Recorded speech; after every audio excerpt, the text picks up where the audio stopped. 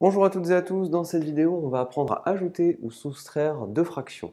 Alors préalablement, on va regarder ce petit exemple qui est totalement visuel.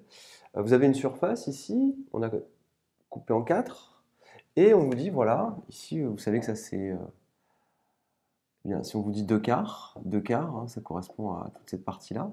Et si je fais deux quarts plus un quart, combien j'ai de quarts au total? Eh bien vous voyez que j'en ai trois, pas de difficulté, 1, 2, 3. Si jamais j'ai 3 quarts, mais que j'en enlève un, il m'en reste tout simplement plus que deux, celui-ci et celui-ci. Ainsi, vous pouvez voir que quand on a des fractions, on peut les ajouter, les soustraire. On a ici le même dénominateur qui est 4, et il suffit juste, tout simplement, quand vous devez faire 2 quarts plus un quart, mais en réalité, vous faites 2 plus 1, car vous regardez le nombre de quarts que vous avez et vous les ajoutez. Ensuite, pareil ici, vous avez des quarts, vous faites 3 moins 1, 3 moins 1, il vous en reste 2. Tout simplement, ça nous fait 2 quarts. Maintenant, voilà comment ajouter ou soustraire deux fractions. Alors, on va le faire comme ceci. Voilà la règle. A sur D moins B sur D. A sur D plus B sur D. Vous avez deux fractions qui ont le même dénominateur qu'on appelle D. Eh bien, vous remettez votre barre de fraction ici et vous avez juste à faire la soustraction de A par B ou alors à ajouter A et B, comme on l'a fait ici. On a fait 2 quarts plus 1 quart, on a fait 2 plus 1 sur 4. Et pour faire 3 quarts moins 1 quart, on a fait 3 moins 1 sur 4. On peut faire ça parce qu'on a le même dénominateur. Alors, qu'est-ce qui va se passer si on a le même dénominateur? 7 douzièmes plus 15 douzièmes, par exemple, eh bien on fera 7 plus 15, le tout sur 12. 7 plus 15, ça fait 22 sur 12. Si jamais les deux fractions n'ont pas le même dénominateur, et c'est là où les choses se compliquent, eh bien vous êtes obligé de les mettre entre guillemets, vous êtes obligé de mettre toutes les fractions au même dénominateur. Alors, de deux choses l'une. Ici, on a un exemple où on a comme dénominateur 7 et comme dénominateur 3. Ici, comme dénominateur, on a 36 et 6. Alors, l'idée est la suivante. Ici, vous avez 7 et 3. Petite astuce, on va essayer de chercher dans la table de multiplication de 7 et on va essayer de chercher dans la table de multiplication de 3 eh bien, des nombres qui seraient tels qu'on pourrait tomber sur la même valeur. Ici, 21. Donc, regardez, 7 fois 3, ça fait 21. Mais dans la table de 3, on a aussi 3 fois 7, qui fait aussi 21.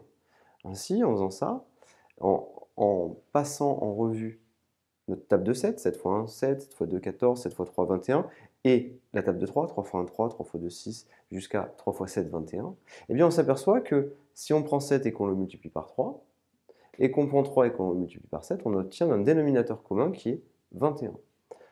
Alors rappelez-vous, on va multiplier numérateur et dénominateur par un même nombre, ici 3. Ici, on va multiplier numérateur et dénominateur par un même nombre, ici 7. Il y a une astuce qui consiste à trouver le bon dénominateur. Comment est-ce qu'on peut faire facilement? Eh bien, regardez, vous avez 7, vous avez 3. Eh bien, il suffit juste de les multiplier ensemble. 7 fois 3 et 3 fois 7. Ça marche bien. C'est une astuce qui marche à tous les coups. Ce n'est pas forcément le dénominateur le plus petit, comme vous utiliserez, mais cette astuce-là marche très bien. C'est-à-dire que quand vous avez deux dénominateurs différents, vous pouvez, si vous voulez, multiplier 7 par 3 et multiplier 3 par 7, et comme ça, vous avez le même dénominateur, qui est 7 fois 3 ou 3 fois 7, c'est pareil. Voilà. Donc ça, c'est une bonne astuce. Cependant, retenez bien que ce n'est pas forcément le dénominateur le plus petit. Alors on fait le calcul, donc 3 fois 3, 9, 7 fois 3, 21, 9 sur 21. On multiplie par 7 ici, 2 fois 7, 14, 3 fois 7, 21, 14 sur 21. Et on va ajouter 14 et 9.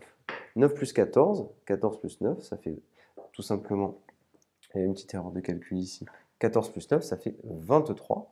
Et vous obtenez 23 sur 21. Alors ici, 12 sur 36 plus 5 sur 6. Alors autre astuce qu'on pourra utiliser, c'est se dire, eh bien 12 sur 36, je vais diviser numérateur et dénominateur par 6, parce que 36 divisé par 6, je sais que ça fait 6. Donc l'idée va être la suivante, 12 sur 36, eh bien je divise le numérateur et je divise le dénominateur par 6. Et j'ai le droit de diviser ou de multiplier par une même quantité. 12 divisé par 6, ça fait 2. 36 divisé par 6, ça fait 6. J'obtiens, tout simplement, 2 sur 6 plus 5 sur 6. 2 sur 6 plus 5 sur 6, on est au même dénominateur. J'ai juste à ajouter les numérateurs ensemble, 5 plus 2, 7 sur 6, et j'obtiens bien la valeur et la fraction 7 sur 6. Faites bien attention à vos calculs, et retenez bien ces deux règles-là, quand on a le même dénominateur, on peut ajouter ou soustraire nos fractions. Si on n'a pas le même dénominateur, alors si on n'a pas le même, il faut mettre au même dénominateur. en utilisant ces deux techniques et astuces que je vous ai montrées. Quand on a vraiment deux dénominateurs différents, on peut les multiplier ensemble. Et puis, si on voit qu'en multipliant ou en divisant une des quantités, un des dénominateurs, on peut arriver à des dénominateurs communs, alors il ne faut pas hésiter à le faire. Petite remarque, 5 sixièmes, j'aurais pu multiplier numérateur et dénominateur par 6, et j'aurais eu un dénominateur qui aurait été égal à 36, et ce, sans difficulté. Je vous l'écris ici. Si j'avais voulu calculer 12 sur 36 plus 5 sur 6, eh bien j'aurais écrit que c'était 12 sur 36, je le laisse. 5 sur 6, je multiplie numérateur et dénominateur par 6, et j'obtiens ainsi 12 sur 36 plus 5 fois 6, donc 30 sur 36. J'obtiens quoi? 12 plus 30, 42 sur 36. Et on obtient ainsi un dénominateur sur 36. Ici, l'idée, c'est quand même d'avoir les dénominateurs les plus petits possibles. C'est beaucoup mieux. Je vous remercie et à bientôt.